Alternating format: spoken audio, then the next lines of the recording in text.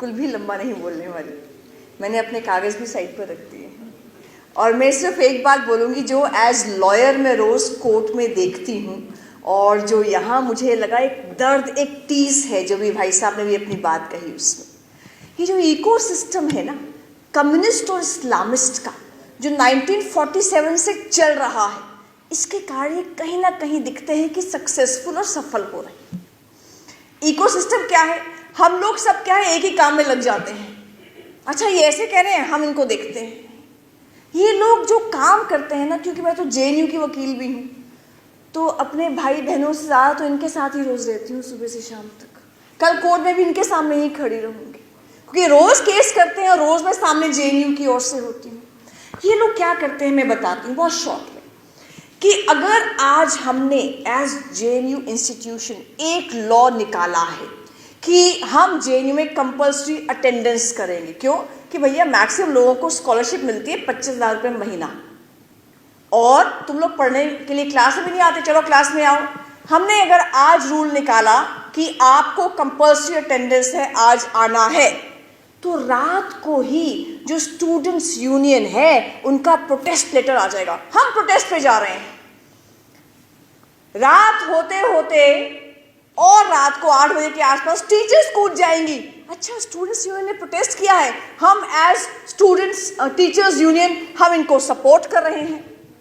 रातों रात इनकी पिटीशन बन जाती है, पूरा केस बन जाता है, लगभग 50, 60, 70, 100 पेजेस का पूरा केस बन के सुबह जो लोग हादिया केस में खड़े होते हैं, जो लोग ये ट्रिपल तलाक में खड़े होते हैं, मैं नाम नहीं लूंगी, आप सब समझदार हैं, वो लॉयर साहब खड़े हो जाते हैं। लॉर्डशिप्स इट्स अर्जेंट, आज ही सुना जाए ये केस। अर्जेंसी मेंशन करके सेम डे लंच से पहले केस लगवा लेते हैं। सेम डे, बाकी के केस लगते हैं 3 दिन में, इनका लगता है सेम डे। केस लगता है तो हमें एक कॉपी सर्व होती है कि मोनिका जी ऐसे से केस फाइल हुआ है, आप आइए। 1 बजे के आसपास केस लगा, हम लोग कोर्ट में गए, सामने जज साहब हैं, वहाँ वकील साहब खड़े हैं, यहाँ हम खड़े हैं, वो आर्ग्यूमेंट करना शुरू करते हैं। हम कहते हैं भाई कॉपी आपने अभी दी है, आप अब कम से कम 2 दिन दीजिए, हम इंस्ट्रक्शंस लेकर आएंगे। तो जज कहते हैं कि ठीक है आप इंस्ट्रक्शंस लेकर आइए, मैं कल दोबारा केस पोस्ट करती हूँ। जज साहब कहते हैं। हम जैसे ही लंच में अपनी चेम्बर में आते हैं, वायर, स्क्वेंट, स्क्रोल, जितने भी इनके हैं ये पत्र ऑनलाइन, उन पे 5-5 हज़ार वर्ड्स के आर्टिकल्स बने हुए आ जाते हैं नुपुर।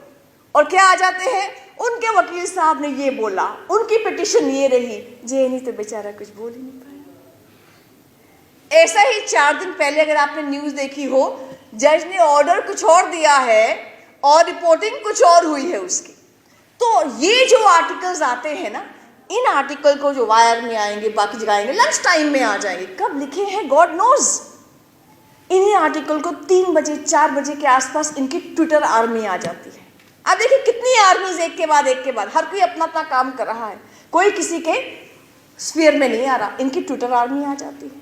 ट्विटर आर्मी उस आर्टिकल को ट्रेंड करना शुरू कर देती है। वो वहाँ से वो को मियाँ खलीफा कौन कभी स्कूल नहीं गई होंगी, मुझे नहीं पता गई हैं कि नहीं गई हैं, वो उसके ऊपर रीट्वीट करने शुरू कर देती हैं and it becomes an international news. छोटी से छोटी घटना है लेकिन बैटन रेस है। एक इनका स्टूडेंट्स यूनियन है, एक इनका टीचर्स यूनियन है, एक इनके ड्राफ्टिंग एडवोकेट्स है, वो बैटन पकड़ाते हैं आर्ग्यूइंग एडवोकेट्स को, वो पकड़ाते हैं ट्विटर आर्मी को, वो पकड़ाते हैं और आर्टिकल्स लिखने वालों को, वो आगे बैटन पकड़ाती है सेलिब्रिटीज को, इंडिया की Swara Bhaskar etcetera etcetera etcetera, वो पकड़ाती हैं आगे Rihanna, Mia Khalifa etcetera etcetera, और ultimately it becomes international news.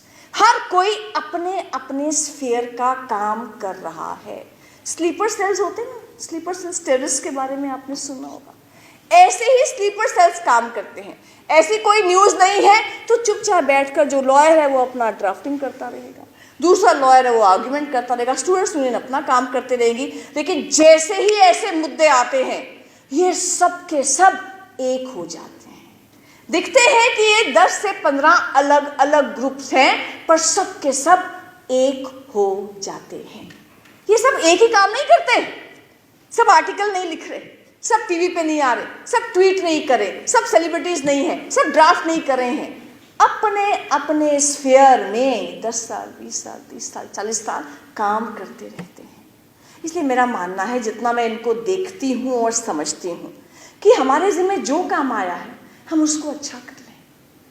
Of India में नुपुर के जिम्मे आया है कि नुपुर अच्छे अच्छे आर्टिकल्स, आप ऑफ इंडिया के आर्टिकल्स देखिए दिल्ली दंगों पर, आई थिंक वाइडेस्ट कवरेज, सबसे अच्छी कवरेज ऑफ इंडिया की, और नुपुर का मैं एक आर्टिकल मिस नहीं करती हूँ। आप देखिए, वो लिख रही है, वो 24 घंटे लिख रही है, उसको खाना नहीं मिलेगा चलेगा, वो लिखेगी, और आपने इसको लिखने से 4 दिन छोड़ दिया, ये बेचारी मर जाएगी। इसका खाना पीना लिखना है। इतने पैशन से हमें अपना अपना काम करना पड़ेगा। कपिल जी अपने काम में लगे हैं, वो अपने काम में लगे हैं ना, उनको टीवी पे आने की जरूरत नहीं है, उनको ट्विटर पे आने की जरूरत नहीं है। कपिल जी आप तो पोर्ट संभाल लो, जिसको जो काम मिला है वो ईश्वर प्रदत्त है, उस काम को संभाल लो। और पिछले 7 साल से जो नुपुर ने कहा, बिलीव मी, फर्क आया है।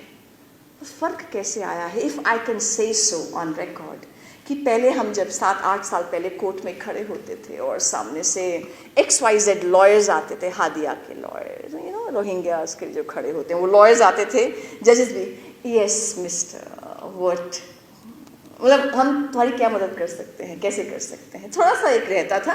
क्योंकि जो अपॉइंटमेंट्स होती हैं ना, वो ऐसे ही लोगों के हाथ में अब तक थी। जब से न्यूट्रल लोग आ रहे हैं, जब से ऐसे लोग आ रहे हैं जो देश के बारे में सोचते हैं, सिस्टम्स में भी न्यूट्रल लोग आ रहे हैं, फर्क पड़ा है। मुझे ध्यान है, राम जन्मभूमि केस से पहले वहां आकर वकील साहब ने कहा था, जो उसके सुन्नी वक्फ बोर्ड के वकील थे, लॉर्डशिप्स में have this matter after elections. जज साहब ने कहा, इलेक्शन के बाद इसे पॉलिटिकल पार्टी कौन सी है?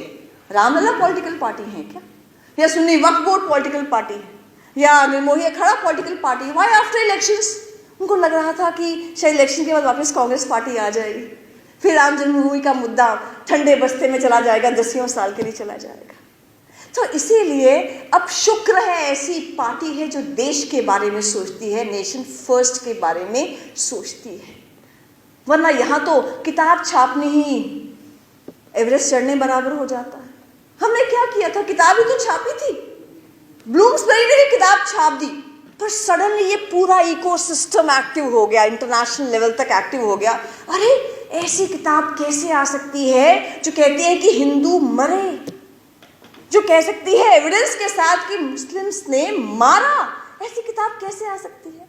हमने कहा आप डिबेट कर लो, डिस्कस कर लो, हम उन घरों में आपको लेके चलते हैं, उन विक्टिम्स के नाम बताते हैं, कौन कौन मरा और कैसे कैसे मरा। लेकिन सुनने को तैयार नहीं, क्योंकि इस्लामिस्ट और माओइस्ट फोर्सेस जिस दुनिया से आती हैं, वहां डेमोक्रेसी नहीं है। किसी भी अरब कंट्री में डेमोक्रेसी नहीं है, किसी भी माओइस्ट कंट्री में डेमोक्रेसी, चाइना में देख लो, नहीं है। तो इनको तो पता ही नहीं बेचारों को डेमोक्रेसी होता क्या है। इसलिए 2020 में जब ये CA के विरोध में प्रोटेस्ट कर रहे थे, इन्होंने अपने सामने 2 चीजें रख ली थी, डेमोक्रेसी और कॉन्स्टिट्यूशन ऑफ इंडिया। यानी हमें अभिव्यक्ति की स्वतंत्रता है, हमें राइट टू प्रोटेस्ट है, एनीवेयर एंड एवरीवेयर। सड़कें जाम करेंगे, शाहीन बाग जाम करेंगे। तो तिरंगे को हाथ में रखकर, डेमोक्रेसी का नाम लेकर और अभिव्यक्ति की स्वतंत्रता का नाम लेकर ये प्रोटेस्ट करते रहे। प्रोटेस्ट करते करते पहले यूनिवर्सिटी से शुरू हो गए, फिर औरतों को सामने किया, फिर उनको रेडिकलाइज किया शाहीन बाग में, अल्टीमेटली जाफराबाद में जाकर जाम कर दिया और पत्थरबाजी शुरू कर दी, राइट्स शुरू कर दिया। अमित शर्मा था ना, उसका इंटरव्यू लेने गए थे उनकी वाइफ का, वो बेचारी उसकी वाइफ, आप उनसे मिले, इतनी यंग उनकी वाइफ है और हस्बैंड जिंदगी और मौत से जूझ रहा है। उसका एक ही जुर्म था कि जो औरतें धरने पे जाफराबाद में बैठी हुई थी उनके पास गया था कि शायद मीडिएशन हो जाए, शायद सुलह हो जाए। बुरके में से तलवार निकालकर यहाँ उसके अटैक किया गया, शुक्र है हेलमेट था। ऐसी ऐसी घटनाएं, रतन लाल को पत्थर मार दिए, गोली मार दी, किस किस का नाम आप लोगे? विनोद कुमार कश्यप का नाम लोगे, अल्लाह अकबर कह के भीड़ आई और मार दिया, मोनू बच गया। दिनेश कुमार खटीक का नाम लोगे, दूध लेने बच्चों के लिए गया था, उसकी वाइफ, 2 बच्चे, 3 बच्चे हैं शायद, ऐसे गोदी में बैठे हुए, तो लगा कि कैसे, क्या, जैसे कहा है नुपुर ने, याद हो गए हैं इनके नाम और इनको भूलना नहीं है। आज हम सबके इकट्ठे बैठने का मकसद है कि इनको भूलना नहीं है, क्योंकि 2020 में जो प्रयोग किया गया, सोची समझी साजिश की गई, वही रिपीट करने की कोशिश 2021 में की गई किसान आंदोलन के नाते। वैसे ही टूल किट, वैसे ही रिहाना, वैसे ही मियाँ खलीफा, वैसे ही सड़कें हाईवे जाम करना, वैसे ही क्या मोदी मरे, वैसे ही नारे सारे लगे, उसी टाइप से सुप्रीम कोर्ट को नहीं मानेंगे, सामने तिरंगा और कॉन्स्टिट्यूशन रखेंगे, 26 जनवरी को देश की ऐसी की तैसी कर देंगे, जब पूरी दुनिया देख रही है भारत का शौर्य। वही चीज आप 2022 में हिजाब प्रोटेस्ट में ला रहे हैं। मैं तो रोज हिजाब में जो